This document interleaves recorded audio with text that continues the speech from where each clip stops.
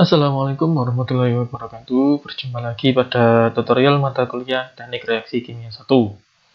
Oke, pada kesempatan kali ini kita akan membahas tentang reaksi yang melibatkan katalis yang homogen. Seperti itu. Katalis homogen itu artinya katalis yang satu fase dengan reaktan dan produknya. Seperti itu. Oke. Nah, yang akan kita pelajari pada hari ini, yang pertama nanti akan ada sedikit penjelasan singkat ya, kemudian kita akan belajar tentang bagaimana memperoleh reaksinya atau memperoleh persamaannya, kemudian nanti terakhir diikuti dengan tutorial dengan menggunakan Excel seperti itu.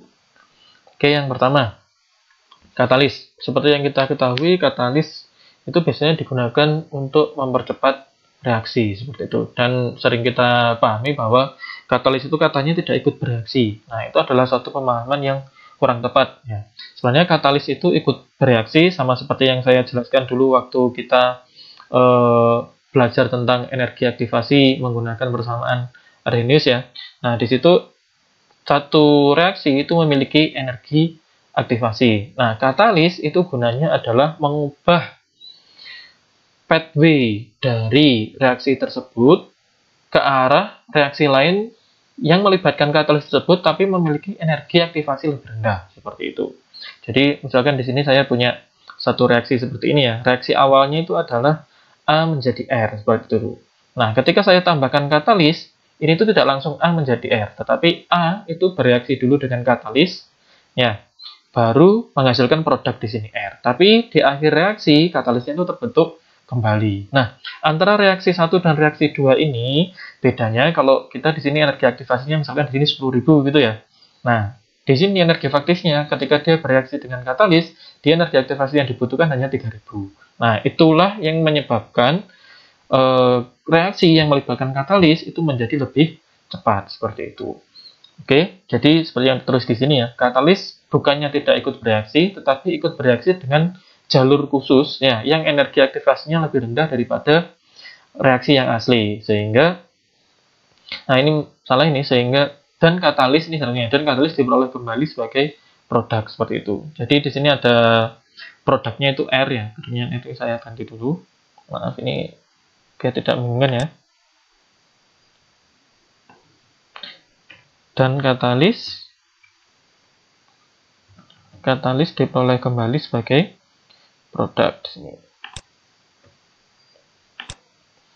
Oke, jadi katalis itu bukannya tidak ikut bereaksi, dia ikut bereaksi ke arah atau jalur lain ya, jalur lain yang energi aktivasinya lebih rendah, tapi tetap menghasilkan produk R di situ. Oke, nah itu disebut katalis. Nah, ketika suatu reaksi itu kita tambahkan satu katalis ya, karena katalis itu sifatnya dia jumlahnya itu kan terbatas yang kita tambahkan, maka dalam satu sistem yang ada katalisnya itu tetap berlangsung dua reaksi. Yang pertama adalah reaksi yang asli di sini, A menjadi R ya, A menjadi R yang ini, dan juga ada A yang bereaksi dengan katalis menghasilkan R.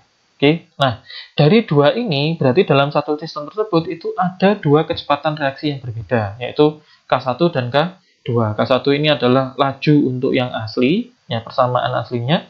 K2 ini yang melibatkan katalis di situ. Oke, nah masing-masing kalau dari persamaan 1 dan 2 tadi, kalau saya tulis ya, untuk persamaan yang pertama, min dCA per dt itu sama dengan K1 kalikan Ca. Oke, min K2, di sini karena ada dua reaktan, ya, maka di sini K2 kalikan Ca kalikan Cc. Sehingga kalau di total, ya, di total, dCA per dt-nya total itu adalah dCA reaksi 1 ditambah dCA reaksi 2, sehingga menghasilkan persamaan ini, K1 Ca dan K2 Ca. Oke. Nah, di sini nilai konsentrasi katalis itu konstan dalam satu sistem ya. Dalam satu sistem misalkan kita mereaksikan metanol dengan asam asetat gitu, kita tambahkan H2SO4 sejumlah 5 mili misalkan. Nah, 5 mili H2SO4 itu akan tetap jumlahnya 5 mili dalam sistem tersebut. Tetap jumlahnya tidak akan berubah seperti itu, sehingga karena nilai Cc-nya ini tetap, maka kita keluarkan ya. Persamaan di bawah ini 636 akan menjadi K1 plus K2 Cc kalikan Ca. Nah, ini kita punya min dCA per dt K1, K2 Cc dt. Ini tinggal diintegralkan ke dua ruas, kita dapatkan hasilnya persamaan ini. Jadi min ln Ca sama ln Ca ya, sebagai sumbu Y di sini, dan K1 plus K2 CC. Oke, T-nya sebagai sumbu X. Nanti kita akan dapatkan nilai slope-nya itu adalah K1 plus K2 CC di sini. Oke. Nah, di sini kalau misalkan kita punya berbagai macam eksperimen dengan konsentrasi katalis yang berbeda-beda, maka nanti nilai K1 plus K2 CC itu nilainya akan berubah-ubah, oke, sesuai dengan jumlah katalis yang kita gunakan.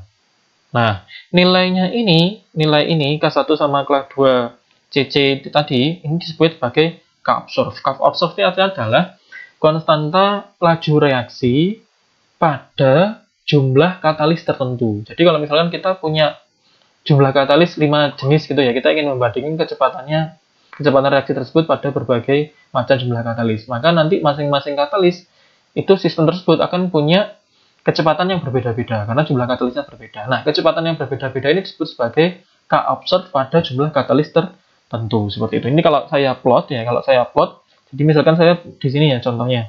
Di sini saya punya 5 1 2 3 4 5 ya, 5 grafik yang menggunakan 5 jenis katalis yang berbeda. Di sini jumlah katalisnya beda. Misalkan mulai dari 0,02 sampai 0,25 seperti itu. Jumlahnya beda di sini. Oke. Nah, di sini nanti slope masing-masing dari grafik tersebut, dari grafik CA per CA0 dan T itu adalah K-observe untuk masing-masing C. Seperti itu ya, K-observe untuk masing-masing konsentrasi dari katalisnya. Nah, nanti setelah itu kalau kita plot antara konsentrasi katalis dengan K-observe atau slope dari masing-masing grafik tadi, ya di sini sumbu X-nya adalah konsentrasi katalis, sumbu Y-nya adalah K-observe, maka akan kita dapatkan dan di sini ya, di sini kan K1 plus K2 CC ya, K1 plus K2 CC di sini. Ini tadi kan ada K-observe, kemudian ada konsentrasi katalis. Oke, kalau kita plot ya, maka intercept dari persamaan ini itu adalah nilai K1. Oke, kemudian gradiennya itu adalah nilai dari K2 seperti itu. Oke. Nah, tadi mungkin penjelasan secara singkatnya seperti itu ya. Dan setelah ini akan kita lanjutkan ke tutorial menggunakan Excel seperti itu. Nah, di sini tutorial menggunakan Excel-nya. Misalkan di sini saya punya suatu reaksi dengan menggunakan katalis ya. Ada A berubah menjadi R, dan ini reaksi yang berkatalis dalam satu sistem. Ada dua reaksi yang terikut, di mana nilai C adalah katalis yang digunakan untuk mempercepat reaksi. Kita diminta untuk menentukan K1 dan K2 dari reaksi ini. Oke, datanya itu seperti ini. Oke, data yang kita dapatnya seperti ini. Ya, jadi ini T menit waktunya, ini konsentrasi katalisnya. Jadi ini kalau kita ingin dapat seperti ini tuh waktu ngambil sampelnya yang akan kita analisa itu harus sama semuanya. Ya, jadi dapat kita lihat di sini. Ini waktu yang kita ngambil sampel itu kan sama. 0,15 12 0,5 12 15 19 30. Kemudian konsentrasi katalisnya ini kita variasikan. Kemudian hasilnya nanti kita analisa di sini. Ya, analisa di sini. Nah, datanya ini. Jadi konsentrasi nilai CA ya. Nilai CA itu pada berbagai katalis di waktu yang sama itu nilainya berbeda. Misalkan dalam waktu 5 menit ini ya, pada konsentrasi 0,05 dan 0,13 nilainya beda. Seperti itu. Karena di sini kalau kita lihat dengan semakin banyak jumlahnya katalis, maka reaksi yang kedua ini akan semakin banyak yang berlangsung. Sehingga apa? Jumlah A yang terkonsumsi itu nanti jumlahnya akan semakin besar seperti itu, sehingga nilai CA-nya yang tersisa semakin kecil dibandingkan dengan yang lain. Oke, jadi ini datanya. Ya, datanya seperti ini. Lalu apa yang akan kita lakukan pertama? Yang kita lakukan pertama adalah kita menghitung len CA per CA0 untuk semua data ini. Oke, contohnya seperti ini. Berarti di sini saya hitung ya sama dengan minus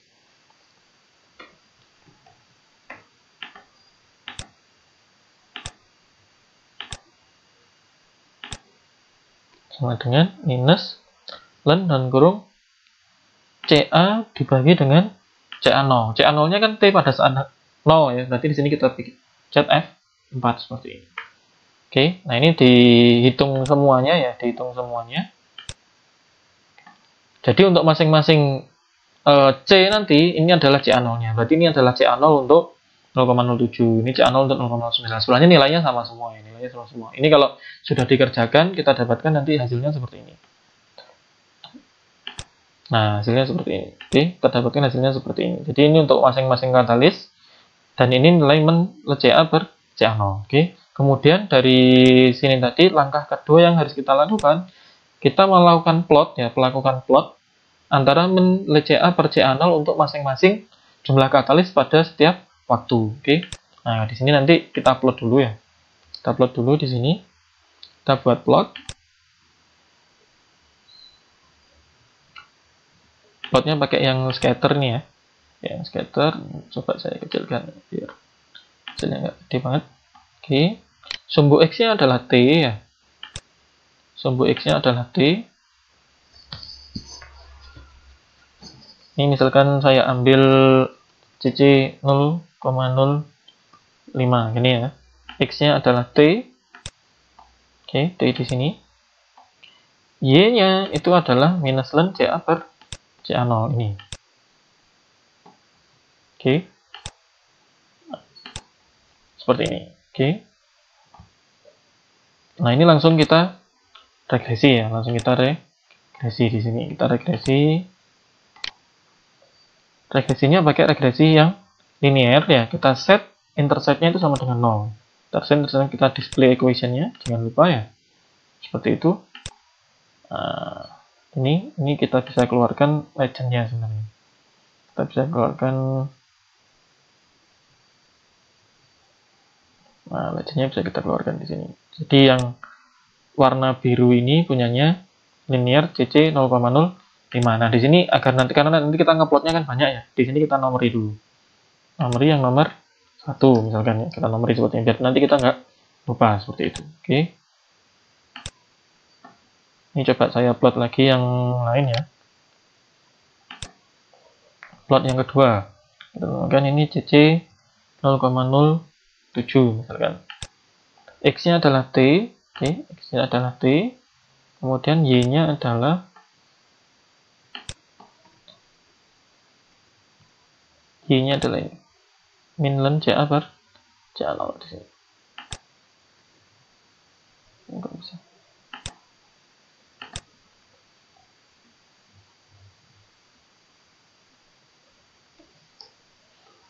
Maaf, ada crash-nya.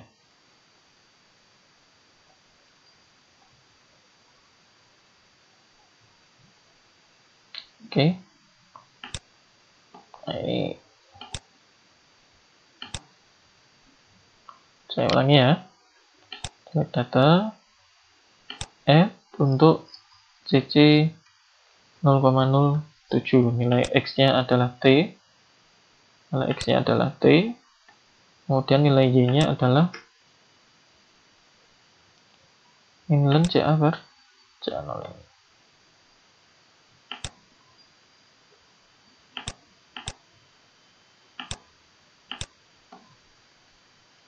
Nggak bisa. Keras lagi.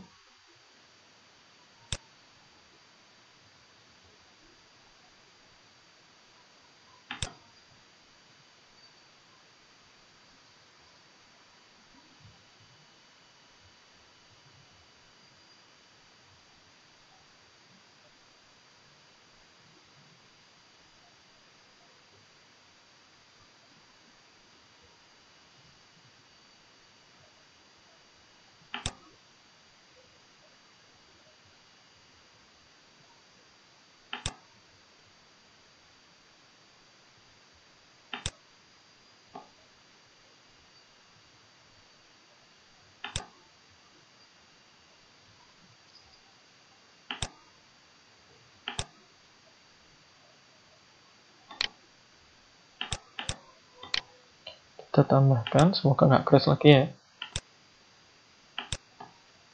Nah, ini Y-nya kita isi dulu. Oke, kemudian X-nya adalah T ini. Oke, ini pada saat CC 0,07.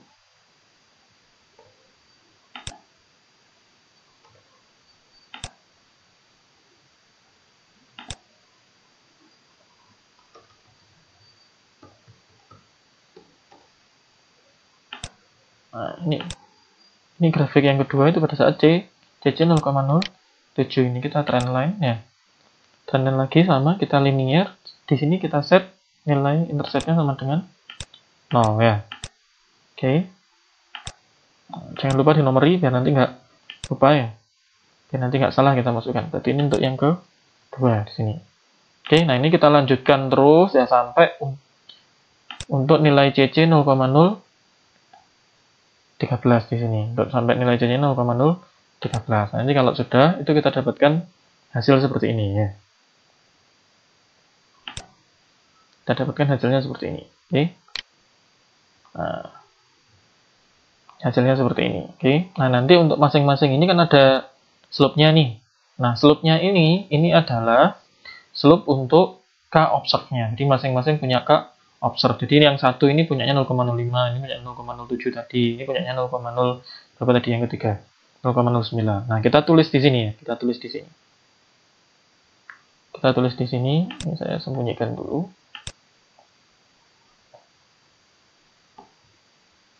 Kita tulis di sini, misalkan untuk yang satu tadi adalah 0,0226, itu kan?